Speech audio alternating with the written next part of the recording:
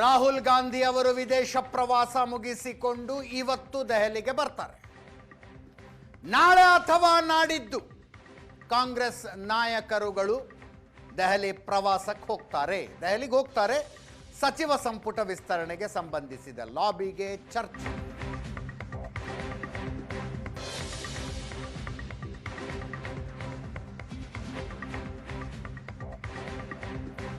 ಡಿ.ಕೆ. ಶಿವಕುಮಾರ್ ಅವರು ಯಾವ ಕ್ಷಣದಲ್ಲಾದರೂ ದಿಲ್ಲಿಗೆ ಹೋಗೋದಕ್ಕೆ ತಯಾರಾಗಿ ಕುಳಿತುಕೊಂಡಿದ್ದಾರೆ.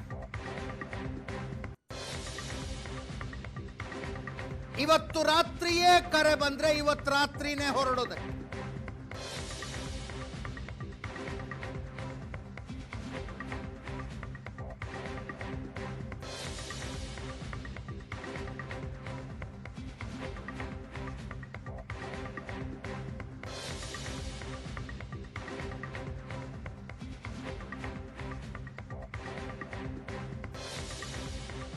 ಮುಖ್ಯಮಂತ್ರಿಗಳ ಜೊತೆಗೆ ಮಾಜಿ ಮುಖ್ಯಮಂತ್ರಿ ಸಿದ್ದರಾಮಯ್ಯ, ಕೆಪಿಸಿಸಿ ಅಧ್ಯಕ್ಷ ಹರಿಪ್ರಸಾದ್ ಅವರು ದೆಹಲಿಗೆ ಹೋಗ್ತಾರಂತೆ. ಎಐಸಿಸಿ ಅಧ್ಯಕ್ಷ ಮಲ್ಲಿಕಾರ್ಜುನ ಖರ್ಗೆ ಅವರು ದಿಲ್ಲಿಲಿರ್ತಾರೆ.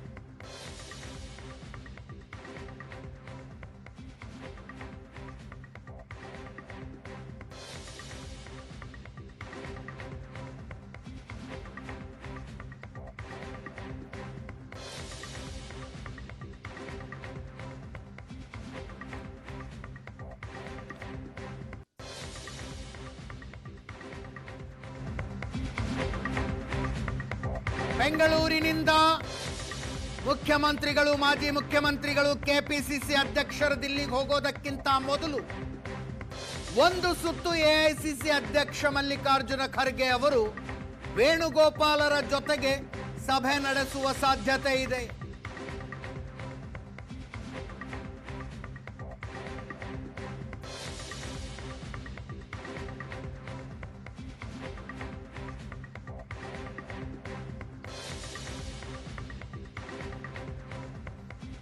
ಸಚಿವ ಸಂಪುಟ ವಿಸ್ತರಣೆಯ ಮುಹೂರ್ತ ಹತ್ತಿರಕ್ಕೆ ಬರ್ತಾ ಇದ್ದಂತೆ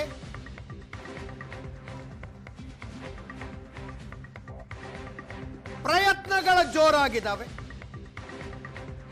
ದಿನೇಶ್ ಗುಂಡೂರಾವ್, ಎಚ್.ಕೆ. ಪಾಟೀಲ್, ಲಕ್ಷ್ಮೀ ಹೆಬ್ಬಾಳ್ಕರ್ ಸೇರಿದಂತೆ ಹಲವರು ಎಐಸಿಸಿ ಅಧ್ಯಕ್ಷ ಮಲ್ಲಿಕಾರ್ಜುನ ಖರ್ಗೆ ಅವರನ್ನ ಭೇಟಿಯಾದರು.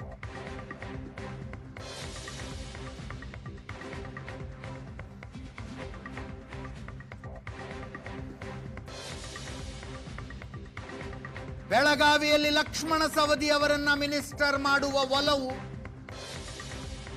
ಮುಖ್ಯಮಂತ್ರಿಗಳಿಗಿದೆ. ತಮಗೆ ಅವಕಾಶ ಸಿಗಬೇಕು ಅಂತ ಲಕ್ಷ್ಮೀ ಹೆಬ್ಬಾಳ್ಕರ್ ಅವರು ಮನವಿ ಮಾಡಿಕೊಂಡ್ರು.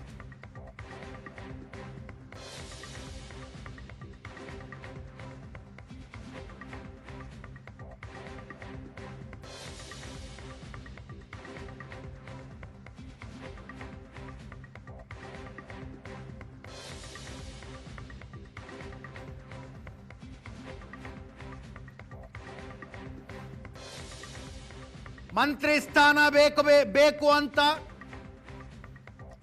ಎಐಸಿಸಿ ಅಧ್ಯಕ್ಷರ ಹತ್ರ ಹೋದ್ರೆ ಸ್ಪೀಕರ್ ಆಗಿ ಅಂತ ಸಲಹೆ ಕೊಟ್ಟು ಕಳಿಸಿದ್ರಂತೆ. ಎಚ್.ಕೆ. ಪಾಟೀಲರಿಗೆ, ದಿನೇಶ್ ಗುಂಡೂರಾವ್, ಮಲ್ಲಿಕಾರ್ಜುನ ಖರ್ಗೆ ಅವರ ಸಲಹೆ.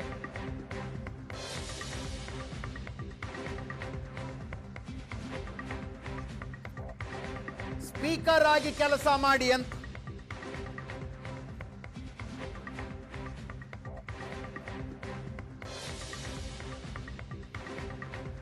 ಪಕ್ಷ ಏನೇ ತೀರ್ಮಾನ ಮಾಡಿದ್ರೂ ಒಪ್ಪಿಕೊಂಡು ಕೆಲಸ ಮಾಡಿ, ಯಾವುದೇ ಅಸಮಾಧಾನ, ಭಿನ್ನಾಭಿಪ್ರಾಯ ಬೇಡ. ಮಲ್ಲಿಕಾರ್ಜುನ ಖರ್ಗೆ ಅವರು ಹೇಳಿ ಕಳಿಸಿದ್ದಾರೆ.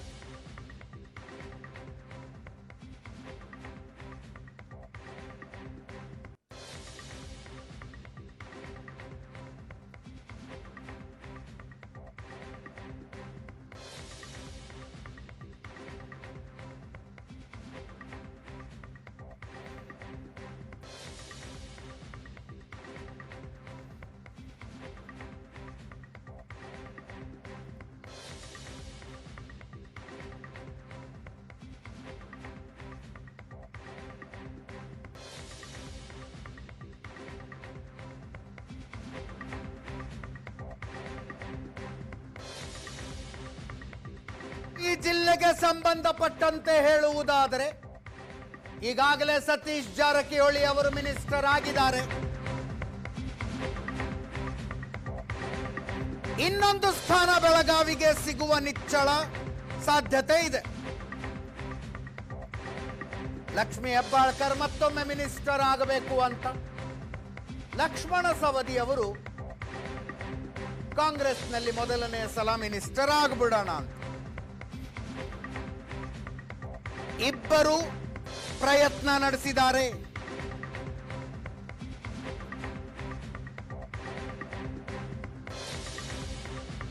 ಕಳೆದ ಚುನಾವಣೆಯಲ್ಲಿ ಬಿಜೆಪಿಯಿಂದ ಲಕ್ಷ್ಮಣ ಸವದಿ ಅವರನ್ನ ಡಿಕೆ ಶಿವಕುಮಾರ್ ಅವರು ಕರ್ಕೊಂಡು ಬಂದದ್ದೇ ಮಿನಿಸ್ಟರ್ ಮಾಡ್ತೀವಿ ಬನ್ನಿ ಅಂತ.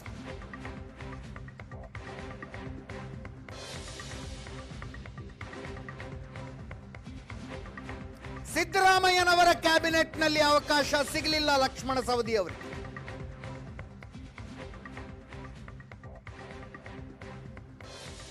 ಈ ಸಲ ಅವರು ಡಿಕೆ ಶಿವಕುಮಾರ್ ಅವರು ಕೊಟ್ಟಿದ್ದ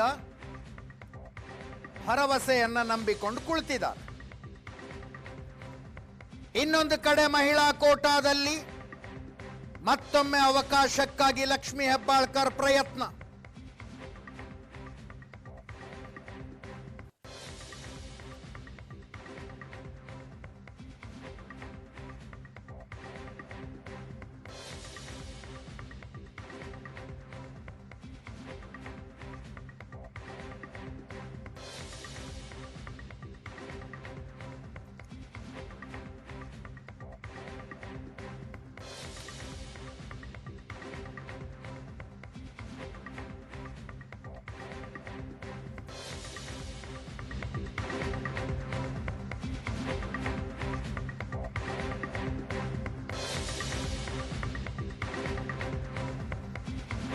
ಇಪ್ಪತ್ತು ಜನರನ್ನ ಸಚಿವರನ್ನಾಗಿಸುವುದಕ್ಕೆ ಅವಕಾಶ ಇದೆ. ಇನ್ನು ಪೂರ್ತಿ 20ಕ್ಕೆ20 ಮಾಡ್ತಾರ.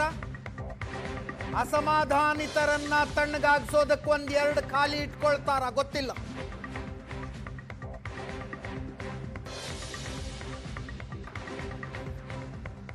ಪ್ರಬಲ ಆಕಾಂಕ್ಷಿಗಳ ಸಂಖ್ಯೆನೇ 40 ಇದೆ.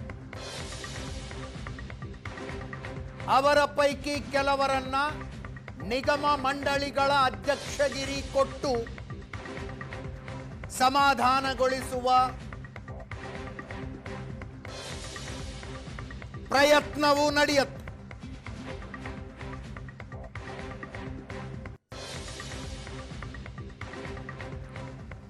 ಮಂತ್ರಿ ಸ್ಥಾನ ಕೈ ತಪ್ಪಿದವರಿಗೆ ಪ್ರಬಲ ನಿಗಮ ಮಂಡಳಿಗಳನ್ನು ಕೊಡೋದು.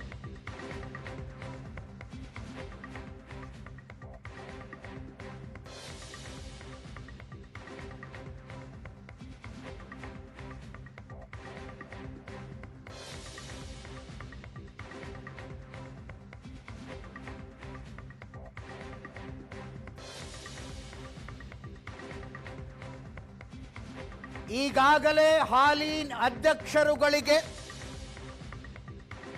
ಸ್ಥಾನತ್ಯಾಗ ಮಾಡಲು ಸೂಚನೆ ಕೊಡಲಾಗಿದೆ. 2 ವರ್ಷ ಅಧಿಕಾರ ಅನುಭವಿಸಿದ್ದೀರಿ,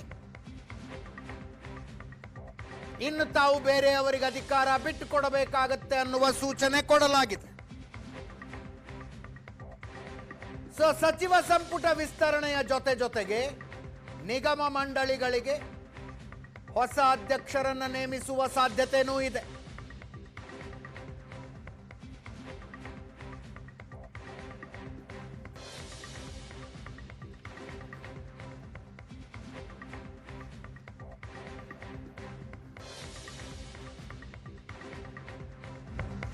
ಸ್ವತಃ ಮುಖ್ಯಮಂತ್ರಿಗಳೇ ಹೇಳಿದ್ರು, ಅಧಿವೇಶನ ಆರಂಭವಾಗುವ ಮೊದಲೇ ಸಚಿವ ಸಂಪುಟ ವಿಸ್ತರಣೆ ಮಾಡ್ತೀವಿ ಅಂತ.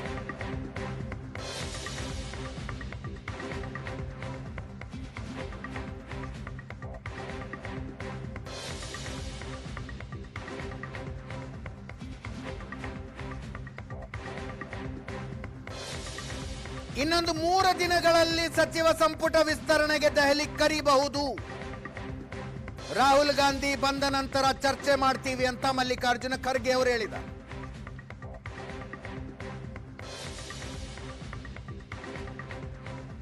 ನಾನು 6ನೇ ತಾರೀಕು ಅಸೆಂಬ್ಲಿ ಕರೀತಾ ಇದ್ದೀನಿ. ಈಗ ಮುಂಚಿತವಾಗೇ ಈಗ ನನಗೇನು ಲೇಟ್ ಏನಿಲ್ಲ. ಅವ್ರು ನನಗೆ ಟೈಮ್ ಕೊಟ್ಟಾಗ ಒಂದಿನ ನನಗೆ ಬೇರೆ ಕೆಲಸ ಇದೆ, ಒಂದಿನ ಹೋಗಿ ಬರ್ತೀನಿ. ಅದಾದಮೇಲೆ ಅವರು ಡೇಟ್ ಕೊಡ್ತಾರೆ, ನನಗೆ ಇನ್ನೊಂದು 3-4 ದಿನದಲ್ಲೇ ಡೇಟ್ ಕೊಡ್ತಾರೆ. 3-4 ದಿನದಲ್ಲಿ ಡೇಟ್ ಕೊಟ್ಟಾಗ ನಾನು ಹೋಗಿ ಬರ್ತೀನಿ. ಆದಷ್ಟು ಬೇಗನೆ ಆಗ್ತದೆ.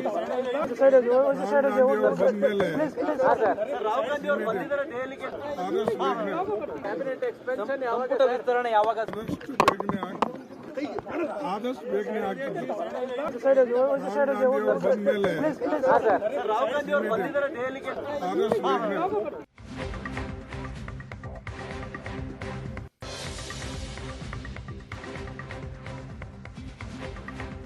ಅನೇಕ ಸಚಿವರುಗಳು ಮಾತಾಡಿದ್ರು. ರಾಮಲಿಂಗಾರೆಡ್ಡಿ ಅವರು, ಯತೀಂದ್ರ ಸಿದ್ದರಾಮಯ್ಯ, ಈಶ್ವರ್ ಖಂಡ್ರೆ ಇತ್ಯಾದಿ ಇತ್ಯಾದಿ.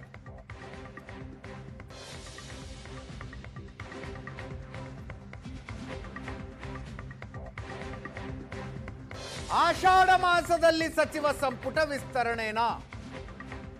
ತುಂಬಾ ಜನರಲ್ಲಿ ಪ್ರಶ್ನೆ ಬರ್ತಾ ಇದೆ. ರಾಮಲಿಂಗಾರೆಡ್ಡಿ ಅವರು ಕೇಳಿದ್ರು, ಆಷಾಢ ಮಾಸಕ್ಕೂ ಸಂಪುಟ ವಿಸ್ತರಣೆಗೂ ಏನು ಸಂಬಂಧ?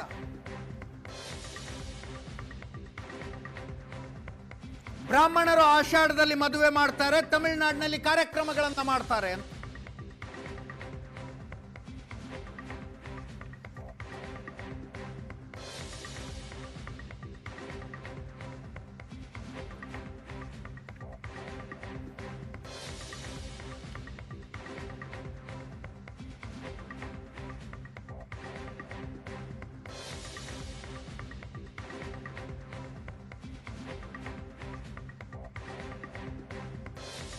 ಇಲ್ಲಿಗೆ 1 or 2 ಡೇಸಲ್ಲಿ ಹೋಗ್ತಾರೆ.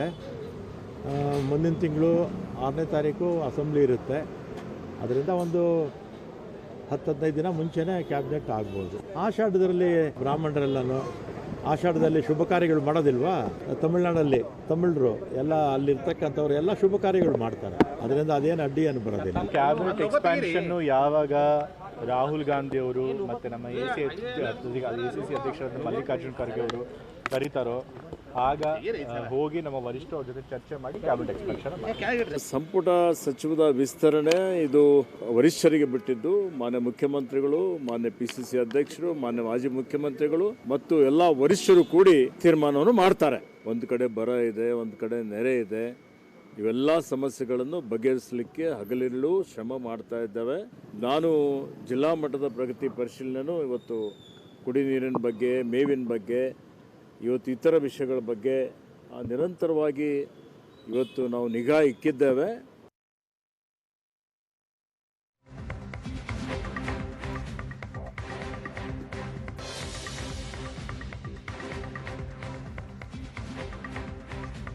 DK ಶಿವಕುಮಾರ್ ಅವರ ಸಚಿವ ಸಂಪುಟದಲ್ಲಿ ಒಂದು ಅವಕಾಶ ಸಿಗುತ್ತೆ ಅಂತ ಜಾತಕ ಪಕ್ಷಿಗಳಂತೆ ಕಾಯ್ತಾ ಇರುವವರ ಸಂಖ್ಯೆ ದೊಡ್ಡದಿದೆ.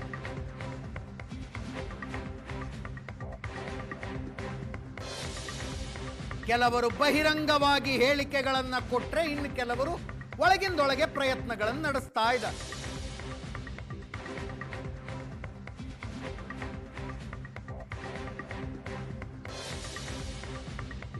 ಅಶೋಕ್ ಪಟ್ಟಣ್ ಹಾಗೂ ಶಿವಲಿಂಗೇಗೌಡರು ಮಾತಾಡೋದು.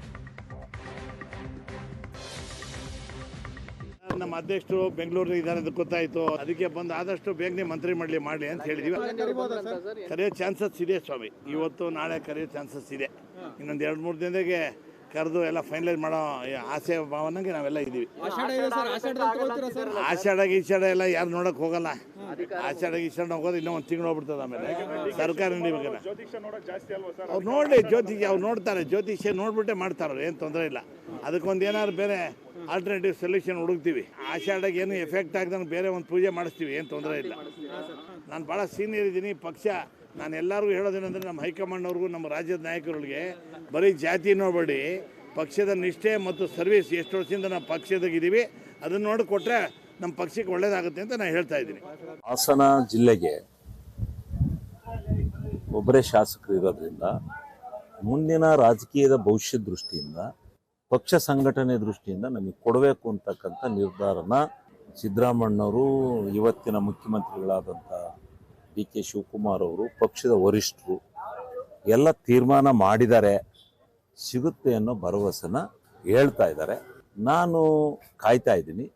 ಹೈಕಮಾಂಡ್ ಏನು ತೀರ್ಮಾನ ತಗೋತಿದ್ದೋ ಅದಕ್ಕೆ ಬದ್ಧರಾಗಿರುತ್ತೆ. JDSನಿಂದ ಕಾಂಗ್ರೆಸ್ಗೆ ಹೋಗ್ಬೇಕಾದ್ರೆ 3 ಜನ ಸೇರಿ ನನಗೆ ನಮ್ಮ ಸರ್ಕಾರ ಬಂದರೆ ನಿಮ್ಮನ್ನು ಮಂತ್ರಿ ಮಾಡ್ತೀವಿ ಬನ್ನಿ ಅಂತ ಕರ್ಕೊಂಡಿದ್ರು.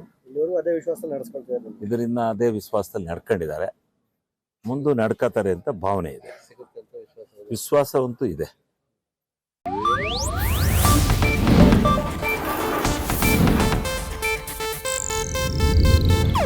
ಇದು ಏಷ್ಯಾನೆಟ್ ನ್ಯೂಸ್ ನೆಟ್ವರ್ಕ್ ಪ್ರಸ್ತುತಿ.